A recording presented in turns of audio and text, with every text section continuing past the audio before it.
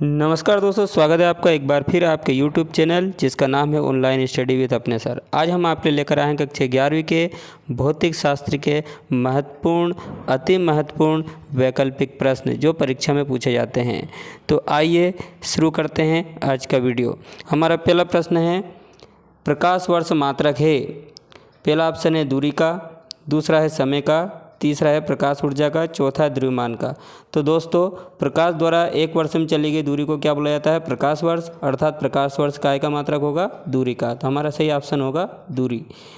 दूसरा प्रश्न है, किसी गतिमान कण के लिए शून्य हो सकता है विस्थापन, दूरी, चाल, इनमें से कोई नहीं। तो दोस्तों, वृत्तीय गति में जब कोई कण गति करता है और वह लौटकर अपनी प्रारंभिक अवस्था में आ जाता है तो उसकी अगर प्रारंभिक और अंतिम अवस्था एक समान होती है तो उसका विस्थापन क्या हो सकता है? शून्य हो सकता है। तो इसका सही आंसर होगा विस्थापन। हमारा अगला प्रश्न है, वेग u से ऊर्ध्वाधर ऊपर फेंके गए पिंड का उड्डयन काल होगा। तो दोस्तों, उड्डयन काल का जो फार्मूला होता है वो होता है 2u sin θ/g। अब इस प्रश्न में बोला गया है ऊर्ध्वाधर ऊपर फेंकना। तो जब ऊर्ध्वाधर ऊपर फेंका जाता है तो थीटा कितना डिग्री होगा? 90 डिग्री होगा। और साइन 90 का मान होता है 1, अर्थात हमारा t का फार्मूला हो जाएगा,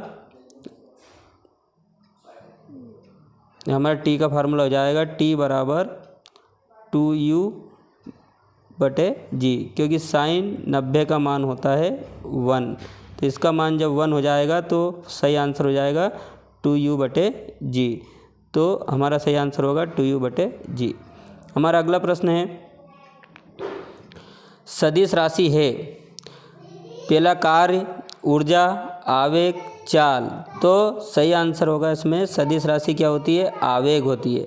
कार्य, ऊर्जा और चाल तीनों ही क्या है? अदिश राशि। और इसमें पूछा गया सदिश राशि, सदिश राशि होगा हमारा आवेग। हमारा अगला प्रश्न है, एकांक सदिश का परिमाण होता है। पहला ऑप्शन है 0, अनंत, 1, कुछ भी नहीं। तो दोस्तों, यहाँ एकांक सदिश का जो परिमाण होता है वो होता है, एकांक सदिश का जो परिमाण होता है वो होता है 1। तो हमारा सही आंसर होगा 1। हमारा अगला प्रश्न है, 10 किलोग्राम द्रव्यमान की एक वस्तु को पृथ्वी से गुरुत्व बल के विरुद्ध 10 मीटर ऊपर उठाने में किया गया कार्य होगा। तो कार्य का सूत्र होता है W = mgh। यहाँ पर द्रव्यमान कितना दे रखा है? 10, और g का मान होता है 9.8, और h का मान होता है दे रखा है इसमें 10 मीटर।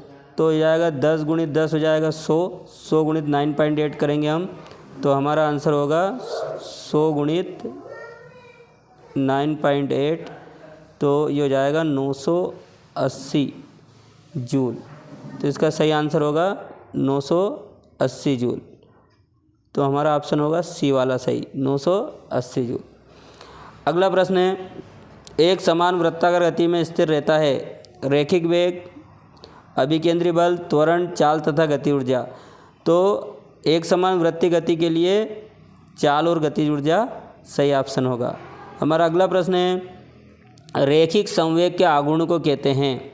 रैखिक संवेग के आघूर्ण को कहते हैं, पहला ऑप्शन है बलयुग्म, बलागुण, आवेग, कोणीय संवेग। तो दोस्तों, रैखिक संवेग के आघूर्ण को बोला जाता है कोणीय संवेग। हमारा अगला प्रश्न है, भूस्थायी उपग्रह का परिक्रमण काल होता है। पहला है 365 दिन, दूसरा ऑप्शन है 24 घंटे, तीसरा है लगभग 84 मिनट, चौथा ऑप्शन है अनंत। तो दोस्तों, भूस्थायी उपग्रह जो होता है अपनी एक परिक्रमा 24 घंटे में पूर्ण करता है। तो इसका सही आंसर होगा 24 घंटे। सही आंसर होगा 24 घंटे। अगला प्रश्न और अंतिम प्रश्न है हमारा, प्रत्यास्थ संघट्ट में संरक्षित राशि है। केवल रैखिक संवेग, केवल गति ऊर्जा, रैखिक संवेग तथा गति ऊर्जा दोनों, और इनमें से कोई नहीं। तो इसका सही आंसर होगा रैखिक संवेग तथा गति ऊर्जा दोनों।